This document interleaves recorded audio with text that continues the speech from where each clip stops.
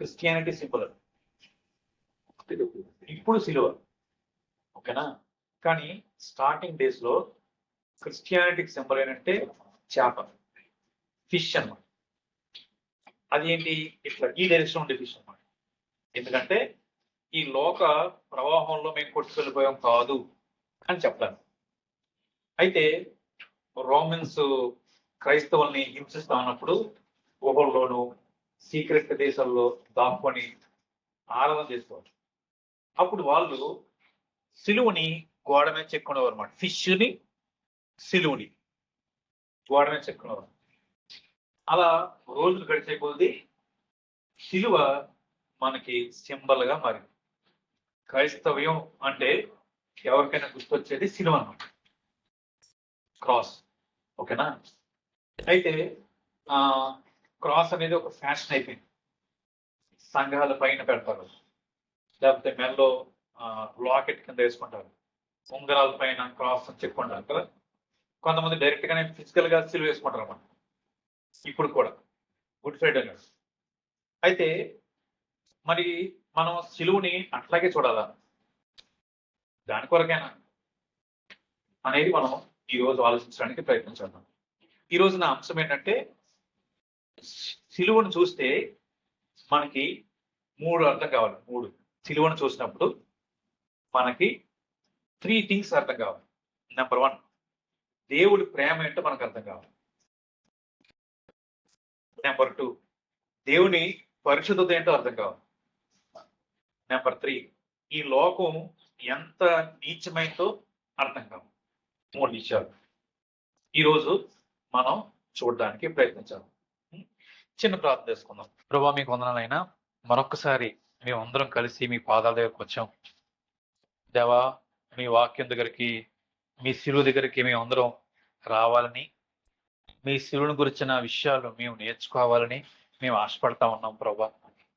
ఆయన మరి మీ శిలువని గురించిన ఆలోచన మేము చేస్తా ఉన్నప్పుడు, ఆత్మదేవ, మేమెంతో చిన్నవారం, మాకు ఏమి తెలియదు, మీరు మాకు సహాయం చేయాలి, మీరే మాకు బోధించాలి, మీరే మాకు నేర్పించాలి. కేవలం నాలెడ్జ్ సంపాదించుకోవడం మాత్రమే కాదు, కానీ ప్రభా, దాంతో పాటు నాయన మా జీవితాలు మీ వాక్యం చేత సరిచేయబడ్డానికి మాకు ఈ సమయం దీవెనకరంగా చేయమని, మీరే మహిమ పొందుకోమని యేసుక్రీస్తు నామంలో అడిగి వేడుకుని ప్రార్థన చేస్తున్నాం తండ్రి, ఆమేన్. సో 3 విషయాలు. మొట్టమొదటి, దేవుడు మనిషిని ఎంత ప్రేమిస్తున్నాడో సిలువను చూస్తే అర్థం అవ్వాలి కదా. చూడండి, ఒక క్వశ్చన్ చూపిస్తుంది చూడండి. రోమాపత్రిక తీయండి. రోమాపత్రికలో ఆ విషయం చాలా క్లియర్గా అర్థమవుతుంది అన్నమాట. రోమాపత్రిక 5వ అధ్యాయం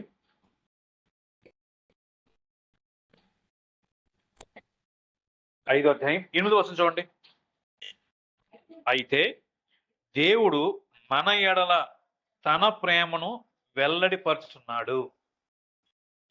తమ్ముడు, ఫిబ్రవరి 14న లవర్స్ డే నాడు రోజెస్ ఇచ్చి వాళ్ళ ప్రేమని, రోజెస్ తో పాటు చాక్లెట్ ఏదో ఇచ్చి వాళ్ళ ప్రేమను వ్యక్తపరుస్తారు కదా. దేవుడు కూడా తన ప్రేమను వ్యక్తపరిచాడంట. ఎలాగో తెలుసా? సిలువలో. బాబు, అమ్మ, నేను ఎంత ప్రేమిస్తున్నానో చెప్పడానికి ఒక్కసారి నా కుమారుడి యొక్క సిలువను చూడు అంటాడు. అందుకనే తన ప్రేమను వెల్లడిపరుచున్నాడు. ఎట్లనగా, మనం ఇంకనూ పాపులమై ఉండగానే క్రీస్తు మన కొరకు చనిపోయాడు. ఏంటప్పుడు ఎందుకు రాశారు ఆ మాటలు? మనం ఇంకా పాపులమై ఉండగానే అనే పదాలు ఎందుకు వాడారంటే, బాబు మీరు ఎలాంటి వాళ్ళు తెలుసా అని గుర్తు చేస్తున్నాడు మనకి. మీరు ఎలాంటి వాళ్ళు? పాపం చేసిన వారు, అంటే సంపూర్ణంగా నాకు వ్యతిరేకమైన పనులు చేస్తున్న వారు, నాకు ఇష్టం లేని పనులు చేస్తున్నారు. కానీ నేను మిమ్మల్ని ప్రేమించి మీ కొరకు నా ప్రియకుమారుడు చనిపోయాడు, నా ప్రేమ అలాంటిది మీ పట్ల అని చెప్తాడు. అర్థమైందమ్ముడు? సో సిలువను చూస్తున్నప్పుడు దేవుడు మనల్ని ఎంత ప్రేమిస్తున్నాడో మనకు అర్థం కావాలి. ఎందుకో చెప్పమంటారు? ఇంకో మాట, సిలువలో వాస్తవానికి ఆ మరణం నీది. నువ్వు దోషం చేసావు, నువ్వు పాపం చేసావు. వాస్తవానికి ఆ శిక్ష నీది, కానీ నీ మీద ఆ శిక్షని వహించడం దేవునికి ఇష్టం లేదు. ఎందుకంటే మనం నాశనం అయిపోతాం. కాబట్టి దేవుడు మన స్థానంలో యేసు ప్రభుని ఆ శిలువ మీదకి ఎక్కించాడన్నమాట. సో దేవుని ప్రేమ శిలువను చూస్తే మనకు అర్థమవుతుంది. మనల్ని ఆ శిక్ష నుంచి, ఆ ఉగ్రత నుంచి దేవుడు తప్పించాడు. నెంబర్ 1. నెంబర్ 2, దేవుని పరిశుద్ధత ఏంటో అర్థమవుతుంది కదా, అవునా? ఇదే రోమపత్రిక తీయండి.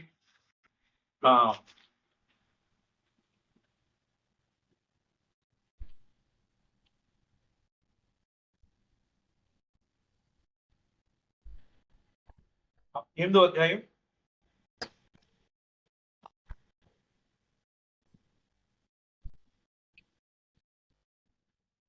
32వ వచనం.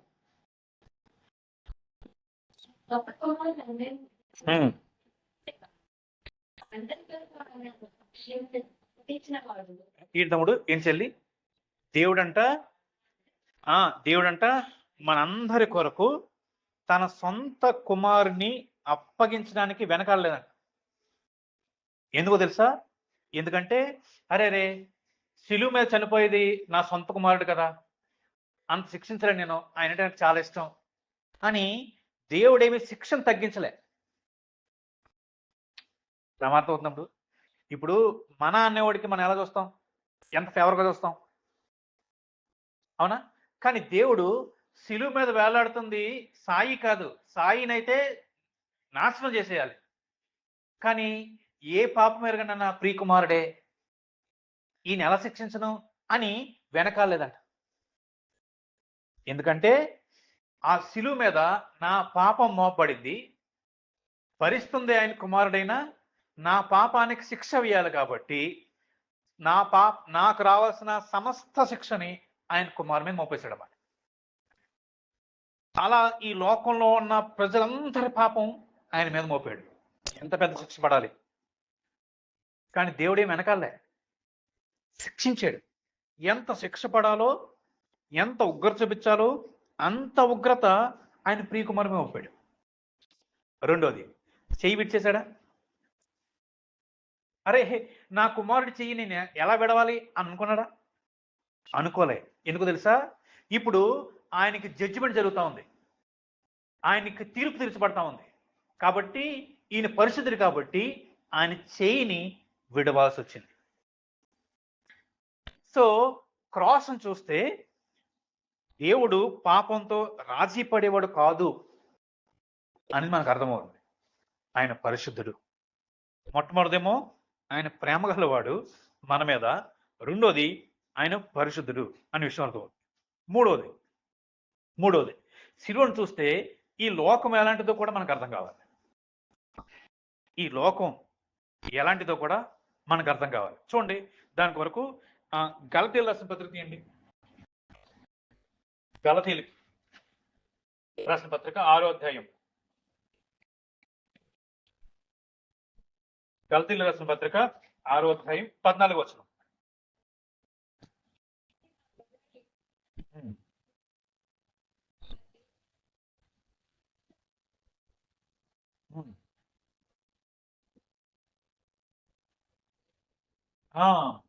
ఏమన్నా పౌలు గారు ఏమన్నారంటే, నాకు ఏదైనా అంటే ప్రౌడ్గా ఫీల్ అవ్వాలంటే, నేను ఏదైనా గర్వించాలంటే సిలువే.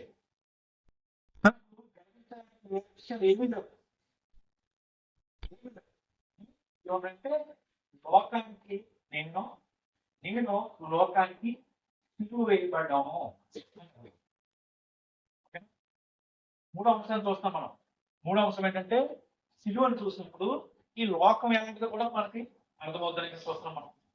ఓకేనా? సో దాని వరకు ఇది. రెండోది, మొదటి యోహాను పత్రిక తీయండి. మొదటి యోహాను పత్రిక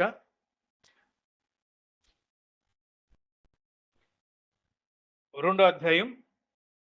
మొదటి యోహాను పత్రిక 2వ అధ్యాయం 15 నుంచి 17 వరకు. పేజ్ నెంబర్ చెప్పండి తమ్ముడు. బైబిల్ లాస్ట్ నుంచి 2:20, 2వ అధ్యాయం 15 నుంచి.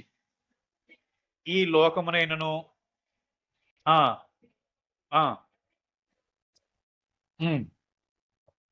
ఉండదు.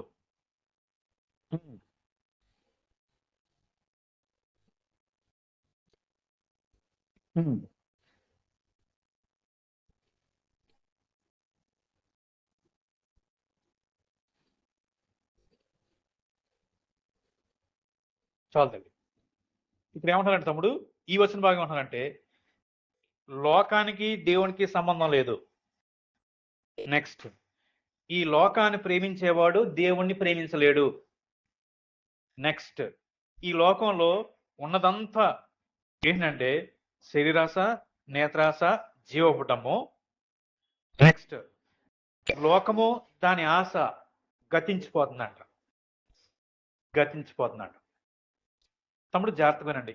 ఈ ఈ ఈ విషయం మనకి ఎంత బాగా అర్థమవుతే మన క్రైస్తవ జీవితంలో అంత చక్కగా ఎదగడానికి అవకాశం ఉంటుంది. ఓకేనా? జాగ్రత్తగా ఉందాం. నేను ఉదయం అంతా ఆలోచిస్తా ఉన్నాను, ప్రభా లోకాన్ని ఎలా డిఫైన్ చేయాలి, మా పిల్లలకి అర్థమయ్యేటట్టు ఎట్లా చెప్పాలి నేను. లోకం అంటే ఏంటి?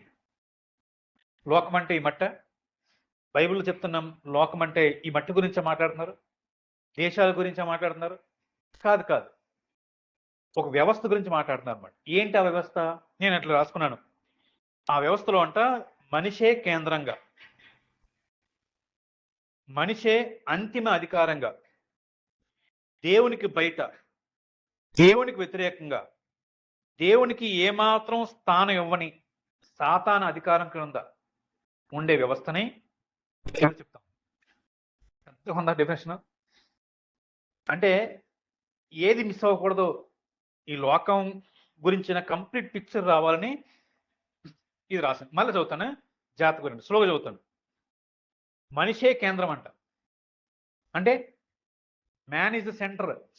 ఈ లోక వ్యవస్థకి మనిషి కోరికలే, మనిషి ఇష్టాలే, మనిషే అంతిమ అధికారి. అల్టిమేట్ అథారిటీ ఎవరు ఈ లోకానికి? మనిషి అనమాట. అంటే దేవుడు లేడు, ఇంకా దేవునికి చోటు ఎవరు? దేవునికి కంప్లీట్ ఆపోజిట్.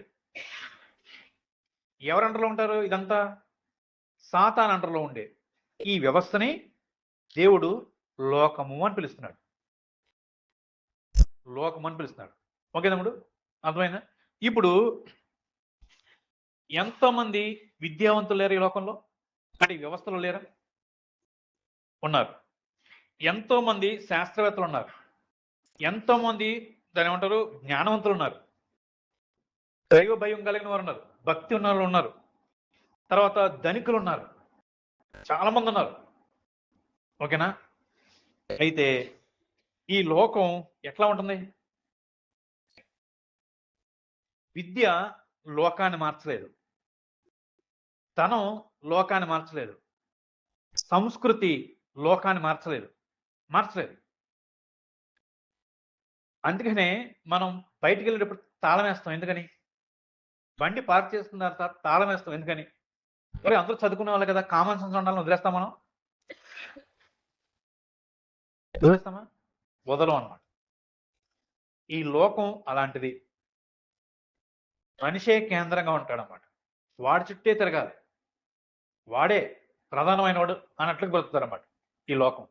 ఓకేనా? అయితే ఈ లోకం గురించి సిలువను చూస్తే ఏమర్థమవుతుంది? మరి సిలువను చూస్తే ఏమర్థమవుతుంది అంటే యేసుప్రభు వారు ఎక్కడికి వచ్చి మరణించారు చెప్పండి? ఆకాశంలోనా, సముద్రంలోనా? ఎక్కడికి వచ్చాడంటే ఈ లోకంలోకి వచ్చాడు. ఈ లోకంలోకి వచ్చి మరణించి ఆయన నమ్ముకున్న వారికి నిరీక్షణ ఇచ్చాడంటే అర్థం ఏంటి తెలుసా? ఈ లోకానికి నిరీక్షణ లేదని అర్థం. నా మాటలు అర్థమవుతున్నప్పుడు పెద్ద పెద్ద పదాలుగా ఉన్నాయా? అర్థమవుతుంది? కొంచెం అర్థమవుతుంది అనుకోండి, అర్థమవుతున్నట్టు మొహాలు పెట్టండి, నాకు కొంచెం హుషారుగా ఉంటుంది. ఓకేనా? చేతమనండి. యేసు ప్రభు ఈ లోకానికి వచ్చి మరణించి నిరీక్షణ ఇచ్చాడంటే అర్థం ఏంటి? ఇక్కడ నిరీక్షణ లేదనే కదా అర్థం.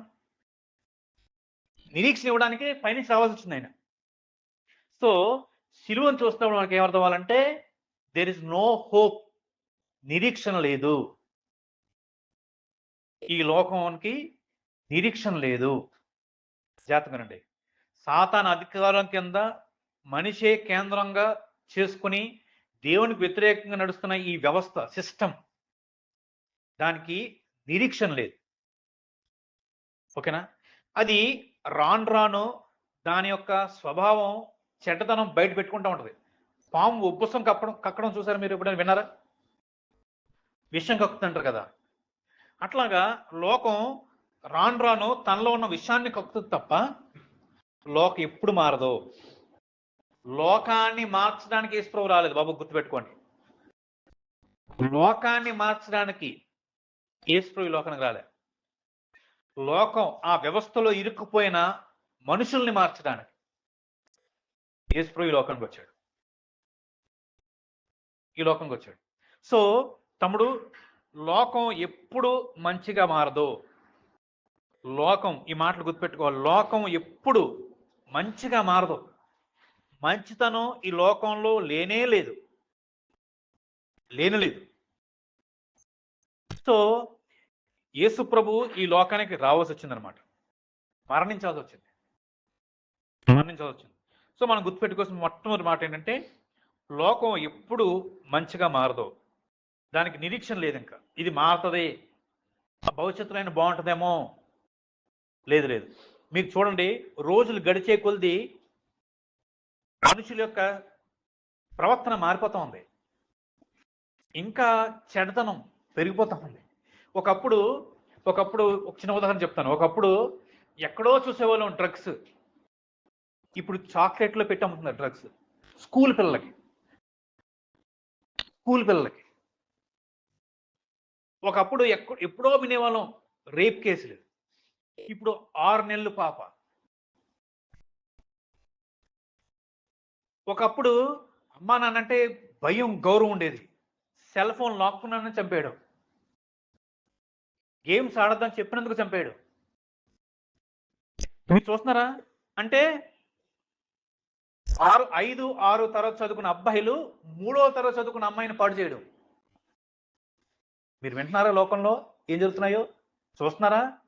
అంటే రాను రాను ఎలా మారిపోతుంది? ఇంకా చెడుగా మారుతుంది, కానీ ఎప్పుడు ఈ లోకం మంచిగా మారదు. అది అర్థం అవ్వాలి. సిలువను చూస్తే ఆయన ఎందుకు రావాల్సింది? అరే బాబు, లోకం మిమ్మల్ని మార్చలేదు, లోకంలో మంచి రాదు, ఇంకా మీకు ఏదో నిరీక్షణ కావాలని నేనే అని చెప్పడానికి వచ్చాడు ఆయన. ఇది నెంబర్ 1. ఓకేనా? నెంబర్ 2, లోకంలో ఫేక్ తెలుసు కదా మనం, ఫేక్. ఓకేనా? ఫేక్ నోట్లు. నిన్న మాకు తెలిసిన ఒక అన్న ఇంటికి వెళ్ళానమాట. వెళ్తే 300 నోట్లు కింద పడున్నాయి. అన్న డబ్బులు పడేశారంటే, అంటే తమ్ముడు, డబ్బులు పడేసుకున్నంత డబ్బులు మా దగ్గర లేవు, అవి నకిలీ నోట్లు అన్నాడు అన్నమాట. అరే అసలు ఎగ్జాక్ట్ అన్నమాట. లోకంలో అలా ఉంటుంది. ఎలాగో చెప్పనా? యేసుప్రభు మీద సిలువ ఎక్కించింది ఎవరు తమ్ముడు? యూదా ఇస్కరియోతు. అప్పుడు దాకా ఎలా నటించాడు? అంటే యేసుప్రభు తెలుసు వాడు ఎదవని, కానీ మిగతా శిష్యులకి ఎలా కనబడ్డాడు? వాళ్ళతో పాటు సమానమైన శిష్యుడిగా కనబడ్డాడు. భోజనం తిన్నారే, హల్లెలూయా, యూదులకు రాజు, స్తోత్రం అని అరిచారే. కాసేపు తర్వాత సిలువై, చంపై అని మారిపోలేదా? తర్వాత వాక్యం అంటే గౌరవం అన్నట్లుగా పరిశీలన శాస్త్రాలు ఉంటే వాళ్ళు ఏమన్నారు? యేసుప్రభువుని సిలువేసి చంపాలి అంటారు. మీరు చూడండి, భక్తి నటనే కనిపిస్తుంది, ప్రేమ నటనే కనిపిస్తూ ఉంది. ఈ లోకంలో ఉండేది నటన, అంటే ఫేక్ అన్నమాట. ఫేక్ అంటే రియాలిటీకి దగ్గరగా ఉంటుంది, చూడడానికి రియల్ అనిపిస్తుంది అన్నమాట, కానీ ఇట్ ఈస్ ఫేక్. ఈ లోకంలో ఫేక్ లవ్లు ఉంటాయి, ఫేక్ ప్రేమలు అన్నమాట, నకిలీ ప్రేమలు ఉంటాయి, నకిలీ బంధాలు ఉంటాయి. నకిలీ బంధాలంటే మీకు యూనిటీ ఉంటుంది. యూనిటీ మంచి విషయం, చెడ్డ విషయం? ఏం చెల్లి, మంచి విషయం చెడ్డ విషయం? మంచి విషయమే కదా. కానీ ఈ లోకంలో యూనిటీ ఎలా ఉండదు తెలుసా? అరే నువ్వు కాపేనా, నేను కాపే, మేమిద్దరం ఒకటే. మిగతా కూడా మనిషి కాదనమాట. నువ్వు రాజువేనా, నువ్వు రెడ్డివేనా, మనం ఒకటి. వీళ్ళ దృష్టిలో యూనిటీ అంటే ఇది ఫేక్ అనమాట, ఫేక్ యూనిటీ. సో ఈ లోకంలో ఉండేది ఫేక్ అని సిలువని దగ్గర మనకు అర్థం కావు. తమ్ముడు చెల్లి గుర్తుపెట్టుకోండి, ఈ లోకం ఇచ్చే సంతోషం ఫేక్, ఈ లోకం ఇచ్చే సంతోషం ఫేక్. మీ లోకంలో జాగ్రత్తగానే ఈ లోకం ఇచ్చే ఏ సంతోషమైనా తీసుకోండి, మీరు మీకు తెలుసు కొన్ని అనుభవిస్తున్నారు, కొన్ని పేర్లు తెలుసు మీకు, అనుభవించకపోయినా ఏ సంతోషాన్ని తీసుకోండి, అది తప్పకుండా నష్టాన్ని తీసుకోవాలి తప్ప మీ లైఫ్కి ఏం ఉపయోగపడదు, ఏం ఉపయోగపడదు. ఎందుకంటే it is fake, it is fake. సాతానుగాడు దేవుడు ఏదైతే చేశాడో దానికి ఎగ్జాక్ట్గా ఫేక్ క్రియేట్ చేస్తాడన్నమాట, ఇమిటేట్ చేస్తాడు సాతాను, ఇమిటేట్ చేస్తాడు. సో ప్రజలు ఈ ఫేక్ని చూసుకుని మోసపోతారు అన్నమాట. సిలువను చూస్తే మనకు అర్థం కావాలి. ఇది రెండోది. మూడోది ఏంటంటే ఈ లోకం దేవుణ్ణి లేదా సిలువని తృణీకరిస్తుంది అనమాట, దేవుణ్ణి రిజెక్ట్ చేస్తుంది. దేవుడు అంటే ఈ లోకానికి ఇష్టం ఉండదు. మీరు చూడండి, ఒక వచనం చూపిస్తాను మీకు. యోహాను పత్రిక 3వ అధ్యాయం 1వ వచనం చూడండి. యోహాను పత్రిక, మొదటి పత్రిక 3వ అధ్యాయం 1వ వచనం. యోహాను పత్రిక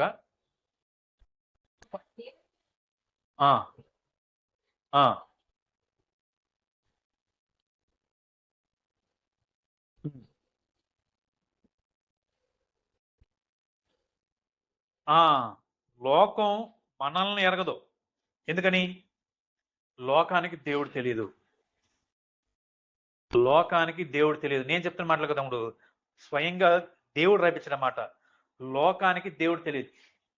ఇదే యోహాను గారి సువార్తలో మొదటి అధ్యాయంలో ఏముంటదంటే, ఆయన ఈ లోకానికి వచ్చాడంట, కానీ ఆయన ఎవరు తెలుసుకోలేదంట. తన సొంత ప్రజల దగ్గరికి వచ్చాడంట, కానీ వాళ్ళు అంగీకరించలేదంట, రిజెక్ట్ చేస్తారన్నమాట, రిజెక్ట్ చేస్తారు. సో మనకు అర్థమవలసిన విషయం ఏంటంటే, యేసు ప్రభువుని సిలువకి ఎందుకు ఎక్కించారంటే వాళ్ళకి ఆత్మీయ విషయాలంటే పట్టదు, స్పిరిచువల్ థింగ్స్ అంటే పట్టదు, ఇష్టపడదు, బోరింగ్. అలాగే చేయాలంటే అంటారన్నమాట, అలాగే ఉండాలంటే అంటారు, వాళ్ళకి ఇష్టం ఉండదు. అందుకని తీయొద్దులండి.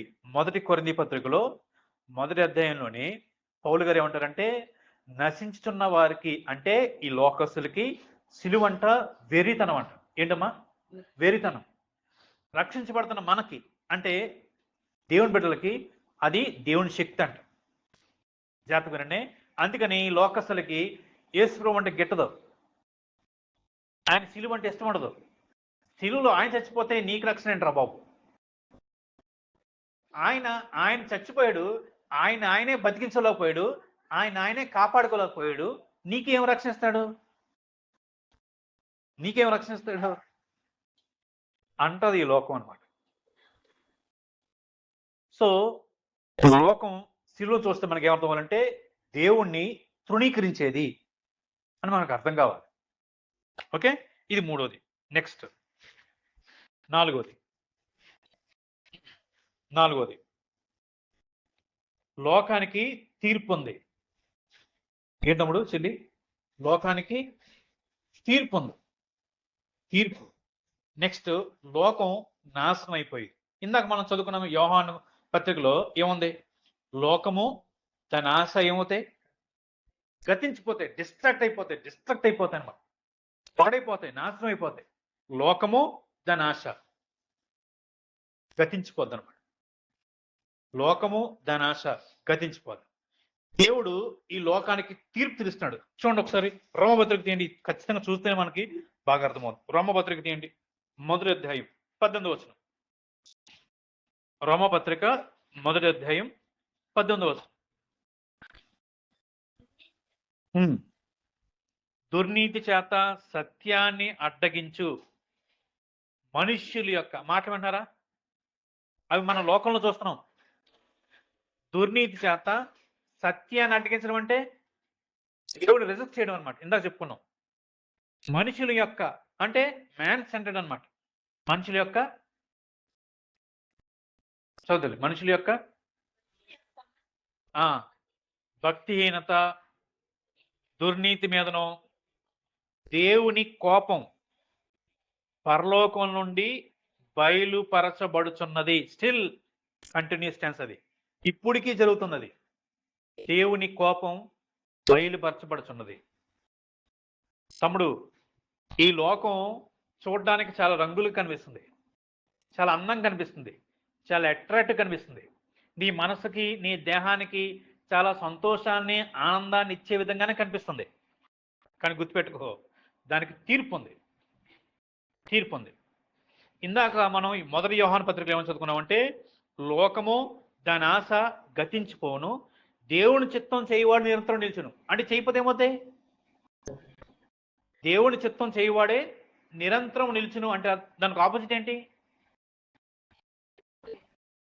గతించిపోయి ఈ లోకం చిత్తం చేశాడు అనుకోండి, లోకంతో పాటు వాళ్ళు కూడా గతించిపోతారని అర్థం. గతించిపోతారని అర్థం. సో లోకానికి దేవుడు తీర్పు తీర్చిపోతున్నాడు. అగ్నిగంధకాలతో ఈ లోకాన్ని, లోక వ్యవస్థని కాల్చబోతా ఉన్నాడు. అది భవిష్యత్తులో జరగబోతా ఉంది. కొన్ని సూచనలు ఇచ్చారు కదా యేసుప్రభువారు. సన్ బ్లాక్ అయిపోతాడు. బ్లాక్. చాలా ఇయర్స్ బ్యాక్ టైమ్స్ మ్యాగజైన్ లో 3 నశించిపోతాయంట. అందులో ఒకటి సూర్యుడు. ప్రతి ఇయర్ సన్నులో అంటే సన్ ఎలా ఎలా ఎలా వెలిగిస్తున్నప్పుడు హీలియము, నైట్రోజను మండుతూ ఉన్నాయి కదా ఎప్పటికప్పుడు. అవి తరిగిపోతున్నాయి. ఇప్పుడు బండిలో పెట్రోల్ పోసారనుకోండి, పెట్రోల్ ఉన్నంత వరకే బండి నడుస్తుంది. అలాగే ఆ సూర్యుల్లో ఉన్న ఆ గ్యాసెస్ ఉన్నంత వరకే, తర్వాత మొత్తం బ్లాక్ అయిపోద్ది అనమాట. అది జరుగుద్ది అని బైబిల్ చెప్తా ఉంది. 2 రెడ్ మూన్, చంద్రుడు ఎర్రగా అయిపోతాడంట. రేపు 24, 25 తారీఖున ఒకసారి రెడ్ మూన్ వస్తుంది. మీరు నెక్లో ఒకటి చూడండి, ఇది ఒక చాలాసార్లు వచ్చింది రెడ్ మూన్. మరలా వస్తుంది ఈ మార్చిలో రెడ్ మూన్ వస్తుంది అనమాట. ఎందుకంటే ఇవి సూచనలు. బాబు, నేను వచ్చేటప్పుడు, నేను పుట్టేటప్పుడు సూచనలు కనబడ్డాయి, నేను మరలా వచ్చేటప్పుడు కూడా సూచనలు ఇస్తాను. ఇగో ఇవి సూచనలు. ఎందుకు తెలుసా? అప్పుడు నమ్ముకున్న వారికి చాలా సంతోషం. కానీ ఈ లోక వ్యవస్థలో ఇరుక్కుపోయిన వారికి, దేవుడిని కావాలని నిరాకరించిన వారికి, వాళ్ళకి నాశనం అన్నమాట, నిత్య నాశనం. ఈ లోకానికి తీర్పు ఉంటుంది అనే విషయాన్ని మనం శిలువను చూస్తే మనకు అర్థం కావాలి. చివరిది మన లోకం ఏంటి? మన లోకం ఏంటి? తమ్ముడు, నేను 3 విషయాలు చెప్పాను. ఒకటి, శిలువను చూస్తే దేవుడు మనల్ని ఎంత ప్రేమించాడో అర్థమవుతా ఉంది. 2, శిలువను చూస్తే దేవుడు పాపానికి ఎప్పుడు రాజీ పడేవాడు కాదు అని అర్థమవుతా ఉంది. 3వది, శిలువను చూస్తే లోకం అంటే దేవుడిని నిరాకరించేదని, తృణీకరించేదని, లోకానికి నిరీక్షణ లేదని, అది ఎప్పటికీ మంచిగా మారదని మనం చూసాం. ఇప్పుడు మనం అర్థం చేసుకున్న విషయం ఏంటంటే, మనకి లోకం ఏంటి? ఒక్కొక్కరికి ఒక లోకం ఉంటుంది. ఎలాగో చెప్తాను. అదేంటన్నా ఒక్కొక్కరికి ఒక లోకం ఏంటి అంటారేమో. జాగ్రత్తగానండి. నీ జీవితంలో వ్యక్తి అవనవ్వండి, వస్తువు అవనవ్వండి. తమ్ముడు, నీ చెల్లి, నీ జీవితంలో వ్యక్తి అవనవ్వండి, వస్తువు అవనవ్వండి, ఏదైనా సరే నీ మనసుని కానీ, నీ దేహాన్ని కానీ దేవునికి వ్యతిరేకంగా ప్రేరేపించింది అనుకోండి, అది నీ లోకం. అది నీ లోకం. ఆ విషయంలో నువ్వు లోకంలో బ్రతుకుతున్నావు. అది వ్యక్తి అవనవ్వండి, వస్తువు అవనవ్వండి. నీ మనసుని, నీ దేహాన్ని దేవునికి వ్యతిరేకంగా నడిపిస్తుందంటే నువ్వు లోకంలో బ్రతుకుతున్నావు. ఆ విషయంలో సో ఒక్కసారి మనం పరీక్ష చేసుకోవాలి తమ్ముడు, చెల్లి. మనం ఏ విషయంలో లోకంలో బ్రతుకుతున్నాం? సంఘానికి వస్తున్నాం, చక్కగా పాటలు పాడుతున్నాం, మంచిగా చదువుకుంటున్నాం, ప్రార్థన కూడా చేసుకుంటున్నాం. కానీ ఇది కాదు జీవితం, నిజమైన జీవితం ఇది కాదు. బయటికి వెళ్ళిన తర్వాత మీ జీవితం ఉందే, అది నిజమైన జీవితం. అక్కడ మీరు లోకంతో ఎక్కడ రాజీ పడుతున్నారు? దేవుడిని దూషించేది, దేవుడు అంటే నిరాకరించేది, దేవుడిని సిరివేసి చంపిన లోకాన్ని మనం ప్రేమించడం ఏంటి? మనం ప్రేమించే ప్రభువుని మొక్క మీద ఉమ్మేసి ఆ బూతులు తిట్టి లేకపోతే కాళ్ళతో తన్ని సిలువకెక్కి చంపించిన ఈ లోకాన్ని, లోక వ్యవస్థని మనం ప్రేమించడం ఏంటి? మనుషుల్ని ప్రేమించాలి, కానీ సిస్టమ్ ఉంది చూసారా, ఆ వ్యవస్థని మనం ఖచ్చితంగా ప్రేమించకూడదు అన్నమాట. మీకు ఇక్కడ చిన్న కన్ఫ్యూజన్ ఉందేమో, వ్యవస్థ ఏంటి, మనుషులేంటి? మీకు అర్థమవడం చెప్తాను. ఇప్పుడు ఉదాహరణకి లోక వ్యవస్థ ఎలా ఉంటుందంటే, లంచం ఇచ్చి పని చేయించుకోరా, అవి 1500 కూడా ఇవ్వలేవు నువ్వు. లోక వ్యవస్థ అది. అలా చేస్తేనే పనులు అవుతాయి,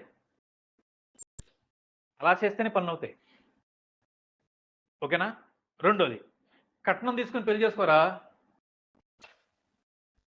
అలా చేస్తేనే పనులు అవుతాయి, లోక వ్యవస్థ. ఒక అబద్ధం ఆడి లేకపోతే 1000 అబద్ధాలు ఒక పెళ్లి చేయి, అబద్ధాల మీద నీ పెళ్లి కట్టుకో, నీ మ్యారేజ్ లైఫ్ని కట్టుకో, అది లోక వ్యవస్థ. ప్రేమించడం తప్పేంటి? అమ్మాయిని లేదా అబ్బాయిని ప్రేమించడం తప్పేంటి? మంచోడు, నా జీవితం సెట్ అయిపోతాడు అనుకుంటారు, అది లోక వ్యవస్థ. ఈ వయసులో ఇలాంటి చూడకపోతే అసలు ఏమో నువ్వు నీ ఒంట్లో చీమి నిద్ర ఉందా అని అడిగారు నన్ను ఒకసారి. లోక వ్యవస్థ అలాగే ఉంటుంది, అలాగే ఆలోచిస్తుంది. ఇప్పుడు మనం ఆ వ్యవస్థని ద్వేషించాలి. ఆ వ్యవస్థ జోలికి మనం వెళ్ళకూడదు. ఎందుకంటే ఒకప్పుడు మనం ఆ వ్యవస్థలో బ్రతికిన వాళ్ళమే, కానీ దేవుడు ఏం చేశాడంటే ఆ వ్యవస్థ నుంచి బయట తీసుకొచ్చాడు అన్నమాట, ఆ సిస్టమ్ నుంచి బయట తీసుకొచ్చాడు. కానీ మనం చాలాసార్లు మరలా ఆ వ్యవస్థలోకి వెళ్తున్నాము అని మనం అర్థం చేసుకోవాలి. అంటే అందుకనే బైబిల్లో పౌలు గారు అన్నారు, మీరు మరలా యేసు ప్రభుకి సిలువేస్తున్నాను అన్నాడు. ఆల్రెడీ ఒకసారి లోకం యేసు సిలువేసింది, ఇప్పుడు మనం ఏం చేస్తున్నాం తెలుసా? లోకంలోకి వెళ్ళిన ప్రతిసారి మనం కూడా యేసు ప్రభు సిలువేస్తున్నామంట, యేసు ప్రభు మళ్ళీ సిలువేస్తున్నామంట. ఆలోచన చేయండి ఒకసారి. సో తమ్ముడు, చెల్లి, నీ నీ నీ ఆలోచనల్ని దాన్ని ఏమంటారు, దేవుని వైపు నుంచి తిప్పేసేది ఏంటి? నీ దేహాన్ని పాపం వైపు ప్రేరేపించేది, నడిపించేది ఏంటి అనేది మనం ఖచ్చితంగా పరిచయం చేసుకోవాలి. లోకము ప్రేమించిన వాడు దేవుణ్ణి ప్రేమించడంట, లోకాన్ని ప్రేమించేవాడు దేవుణ్ణి ప్రేమించలేడు. జాగ్రత్త గుర్తుపెట్టుకోండి. అందుకనే బైబిల్ చదువుతున్నప్పుడు మనకు బోర్ కొడుతుంది అనుకోండి, ప్రార్థన చేసుకోవడానికి మనకి ఇంట్రెస్ట్ ఎట్లేదు అనుకోండి, అర్థం ఏంటంటే వాటిని మనం ఇష్టపడట్లేదు అని అర్థం ఏంటంటే ఎక్కడో మనం లోకాన్ని ప్రేమిస్తున్న అర్థం. మన హృదయంలో అయితే లోకాన్ని ప్రేమించడం ఉండాలి, లేదా దేవుని ప్రేమించడం ఉండాలి, ఏదో ఒకటే ఉంటుంది. ఇటు లోకాన్ని దేవుణ్ణి మనం ప్రేమించి రెండు ఉంచుకోలేం. మనం అనుకుంటున్నాం దేవుని ప్రేమిస్తున్నామని, తప్పది. సో సిన్సియర్గా, యథార్థంగా మనం ఆలోచన చేసుకోవాలి తమ్ముడు, చెల్లి. ఏంటి అంటే ఏ విషయాల్లో నువ్వు లోకంలోకి వెళ్ళిపోతున్నావు? నీ సంతోషం కోసం లోకంలోకి వెళ్ళిపోతున్నావా? నీ దేహం ఆనందం కోసం లోకంలోకి వెళ్ళిపోతున్నామా? నీ మనసు యొక్క ఆ సంతోషం కోసం లోకంలోకి వెళ్ళిపోతున్నావా?